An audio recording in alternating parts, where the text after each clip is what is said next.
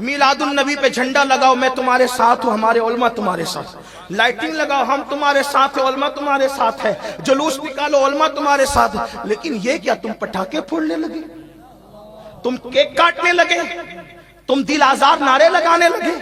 نہیں، جلوس میں کسی کے خلاف نعرہ نہیں لگے گا، جلوس میں کسی کا دل نہیں دکھایا جائے، موقع اور بھی ہے لیدے کرنے کے، لیکن جس دن رحمت للعالمین کا جلوس ہوگا اس دن چلیں گے اس انداز سے کہ دنیا پکار اٹھے۔ 1400 سال کے بعد ڈسپلین کا یہ عالم ہے تو مدینے کی گلیوں میں آمنہ کا لال کیسے چلتا ہوگا؟ ہمیں اور پھر آپ سے کہتا ہوں ڈی جے ایسے لگاتے ہو، مریضوں کا خیال ہے معاذ اللہ، نہ بیماروں کا خیال ہے نہ پڑھنے لکھنے والوں کا خیال ہے۔ یاد رکھنا علماء اہل سنت نے کسی بدعت کی کبھی تائید نہیں کی ہے، اور یہ جو کیک کاٹنے کا سلسلہ لائے ہو، کوئی 50 کلو کیک بنا رہا ہے، کوئی 200 کلو کیک بنا رہے ہیں، اگر کیک بطور تبرک فاتحہ کے لیے لائے ہو تب تو ٹھیک ہے، لیکن کاٹ رہے ہو، تم کاٹ رہے ہو، کیا تمہاری ولادت کا دن شرم نہیں آتی تمہیں کیا حق بنتا ہے؟ اگر عرف یہ ہے کہ ولادت جس کی کیک وہ کاٹے گا، اگر عرف یہ، حالانکہ ہمارے یہاں اس کو مانتے ہی نہیں، تو لیکن تمہاری ولادت ہے جو تم کیک کاٹے ہوتے تم کون ہو؟ تمہیں کیا حق پہنچتا ہے؟ کوئی کتنا ہی بڑا بزرگ ہو، ولادت مصطفیٰ کے موقع پہ اگر عرف یہ ہو، میں یہ کوئی حکم نہیں لگا رہا ہوں، اگر عرف یہ ہو کہ جس کی ولادت ہے وہی کیک کاٹے، اگر عرف یہ ہے تو پھر نہ مجھے حق ہے نہ تمہیں حق۔ اور رسول اللہ نے تو یاد رکھنا عبادت بھی یہود و نصارہ کی طرح کرنے کی اجازت نہیں دی۔ تم نبی کا میلاد یہودیوں کے طریقے مناؤ گے؟ رسول اللہ ہجرت سے پہلے، توجہ کرنا، دھیان دینا، میرے اور تمہارے نبی ہجرت سے پہلے سر میں مانگ نہیں نکالتے تھے، حضور کو مانگ نہ نکالنا پسند تھا، ایسے سر زلفیں سجاتے تھے، مانگ نہیں نکالتے تھے۔ جب مدینہ شریف ہجرت کر کے آئے تو دیکھا کہ یہودی مانگ نہیں نکالتے ہیں، اللہ کے رسول علیہ السلام نے مانگ نکالنا شروع کیا۔ کیوں؟ تاکہ کنگھی کرنے میں بھی یہودیوں کی مشابہت نہ ہو جائے۔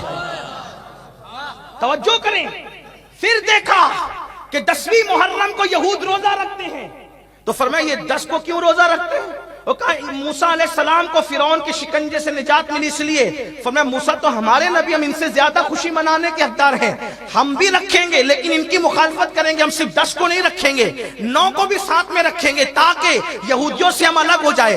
جو نبی نے عبادت میں ان سے مشابہت گوارا نہ کی، کنگھی میں مشابہت گوارا نہ کی، مسلمانوں بتاؤ تم گناہ میں ان سے مشابہت کر رہے ہو، بدعتوں میں ان سے مشابہت کر رہے ہو، شادی کا موقع ہو تو نچنیوں کو نچاتے ہو، فضول خرچی کرتے ہو، اللہ اکبر، ڈھول بجاتے ہو، تاشے بجاتے ہو۔ یاد رکھنا کس منہ سے نبی کے عشق کا دعویٰ کرتے ہو؟ آپ کی ہماری بیٹیاں بازاروں میں بے پردہ گھومتی ہے، رسول اللہ کے دل پہ کیا گزرتی ہے؟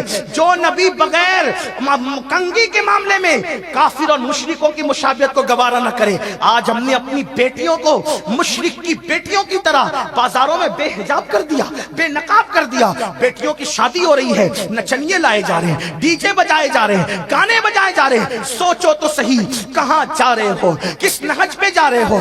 جب میلاد مصطفیٰ میں کسی کو بدعت کرنے کی اجازت نہیں ہے تو بیٹی اور بیٹوں کی شادی کے موقع پر بدعت کرنے کی اجازت کیسے ہو سکتی ہے؟